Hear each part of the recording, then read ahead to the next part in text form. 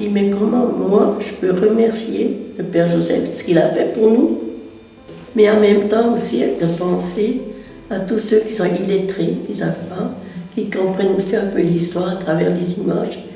Ils comprennent peut-être encore mieux que par les Écritures. Donc ils ont aussi la chance de connaître vraiment l'histoire du Père Joseph. Et qu'est-ce qu'il nous a laissé comme héritage.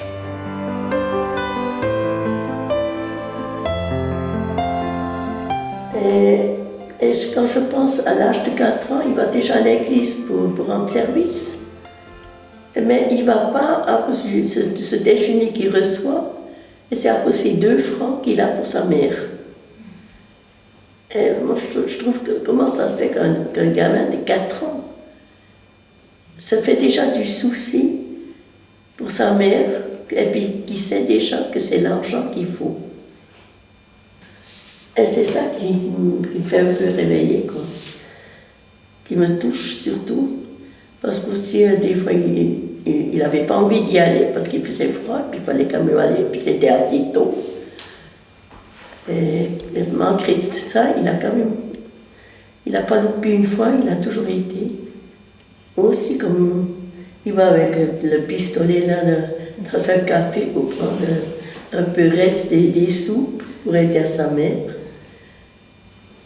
Il fait tout ce qu'il ne voudrait pas. Et il cherche justement la manière comment je peux aider. C'est fou quand même, de gamin qui se fait justement du souci. Comment j'aide à ma mère.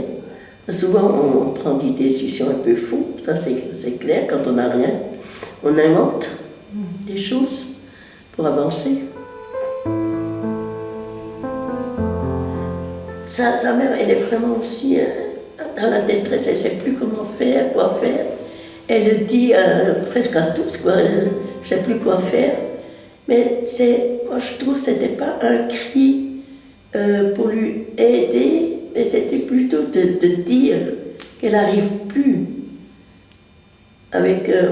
Pour qu'il se taise un peu, qu'il le laisse un peu en paix. Mais c'est venu le contraire. Hein? Et puis eux, ils ont dit, il faut le mettre à l'orphelinat, il faut l'éduquer. Comment elle ne serait pas capable de l'éduquer? Et c'est ça toujours les reproches qu'on a comme parents. Elle a écouté un moment, puis elle a pensé, bon, elle a tout préparé, mais quand c'était vraiment tout prêt, elle lui dit, non, tu n'es pas orphelin, tu as une mère. Tu n'y vas pas, tu restes. Il faut tenir tête à d'autres. Et je trouve ça très très fort qu'elle dit, non, tu as une mère, tu n'es pas orphelin. Aussi, son propre amour qui passe au fils. C'est beaucoup plus, on dit, grand ce qu'on pense, de passer cet amour de son fils qui est vraiment très vif. Mais elle aime. Et c'est ça d'accepter son fils comme il est, avec ses défauts et tout. Mais il faut apprendre à accepter, d'aimer. Ça, c'est maintenant un mot, aimer. C'est plus fort de dire non à quelque chose qu'on lui a proposé.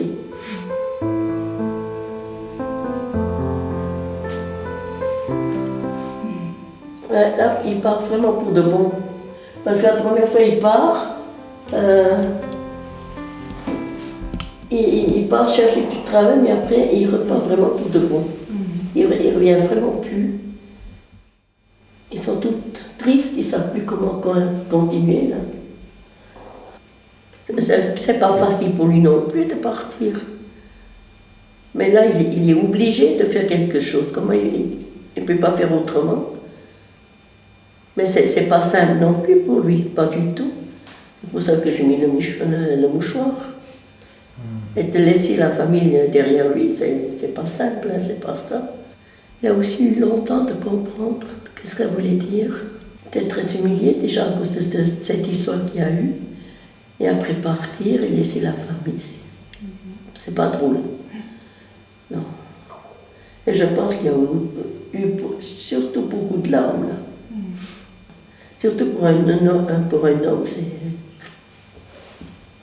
C'est beaucoup plus humiliant de partir qu'une femme partirait, ça ferait moins.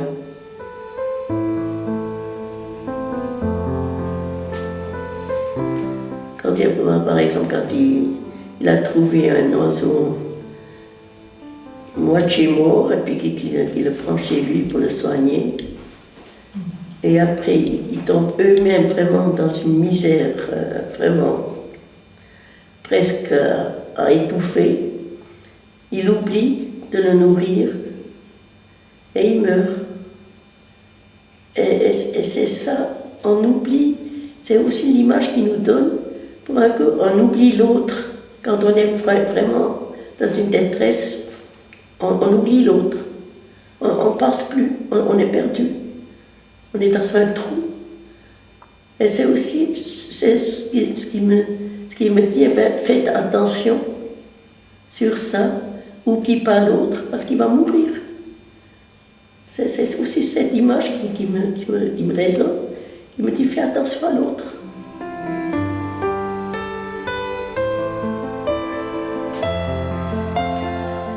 Moi, ce que j'ai pris quand il est rentré à Noisy, il était là, il a vu qu'il rentrait vraiment dans la misère et ça lui a fait retourner dans son enfance. Il voyait toute son enfance autour de lui.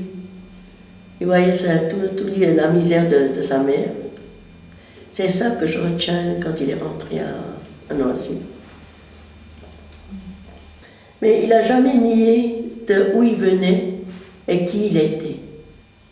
Là, il a toujours été très franc avec le monde. Et ça, je trouve que ça nous apporte beaucoup plus d'avancer et dans le monde quand on a la confiance en nous. Quand on nous donne une confiance, qu'on est aussi dit capable. Moi, je trouve qu'il est unique. Je ne peux pas le mettre avec quelqu'un d'autre, ça ne marche pas. Et déjà, ce qui m'a beaucoup aussi plu, c'est quand il est arrivé à Noisy, qu'il a tout de suite arrêté la soupe populaire qu'il a mis dans une bibliothèque, pour qu'on ait le droit d'apprendre. Parce que lui, il savait que c'était ça qu'il nous fallait, apprendre, étudier, faire des écoles. Souvent, on a peur même de toucher un livre. Comme ça, moi je suis sûre que Père Joseph il pensait aussi qu'avec ça, que les enfants auront plus plaisir d'aller à l'école. Peut-être c'est ça qu'il avait aussi derrière la tête. Mais si on n'a pas ça, si on n'a pas accès à des livres, si on n'a pas accès à l'école, ben on n'arrive à rien du tout.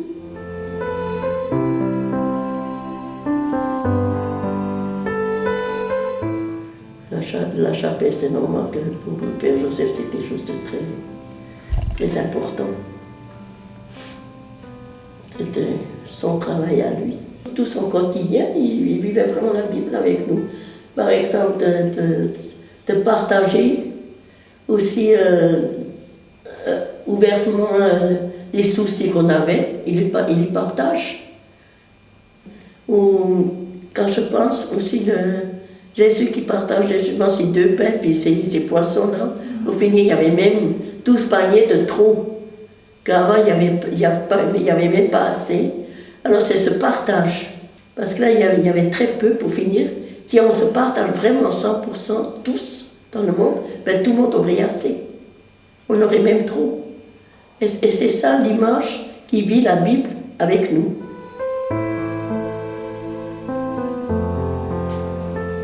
C'est le seul jour où nous, on a le droit de parler, de prendre la parole, ou de tout dire ce qu'on a sur notre cœur, qu'est-ce qu'on aimerait changer. Père Joseph nous a fait lever, il nous a donné cette chance de nous réunir à travers cette phrase.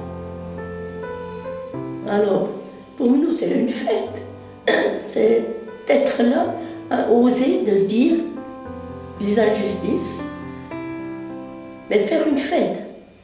Et c'est ça qui me chagrine chaque fois quand il porte la soupe le 17 octobre. 17. C'est pas ça qu'il nous faut. Puis ça, on a aussi vu en 84 et 83 et 4, je crois, que le Père Joseph s'est aussi fait fâcher, parce qu'il faisait très très froid, mais voilà qu'ils sont venus de nous avec la soupe. Mais pourquoi il n'y a pas d'autre chose à cuisiner que la soupe? Oui, parce que ça ne coûte pas cher. Un peu de légumes, un peu d'eau, et puis voilà, c'est fait. Alors, est-ce qu'on vaut vraiment que ça?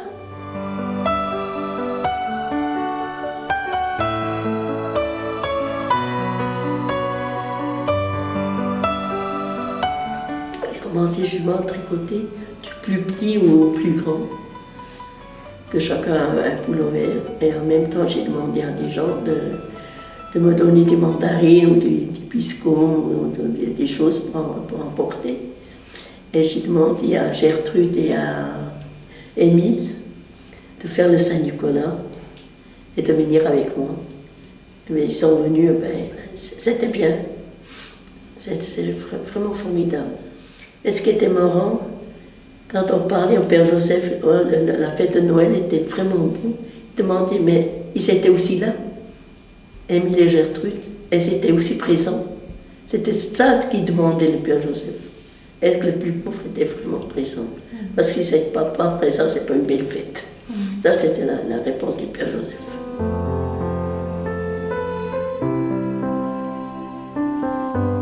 Ce que j'espère, qu'on le reconnaît, tout ce qu'il a fait, il a fait un monde de nous, qui vivent dans la pauvreté, il a fait un monde.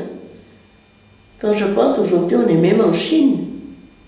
Il a commencé à Noisy-le-Grand avec 250 personnes, et maintenant on est devenu vraiment un monde. Et on oublie encore quand même certaines qui sont encore derrière nous, par terre, qu'il faut tendre la main. Et ouais. C'est ça, on ne peut pas oublier quelqu'un qui nous a vraiment fait de nous des gens. Levez-vous, marchez. Vous avez le droit d'habiter cette terre comme tout le monde. Et moi, je ne connais personne d'autre que le Père Joseph qui a fait ça.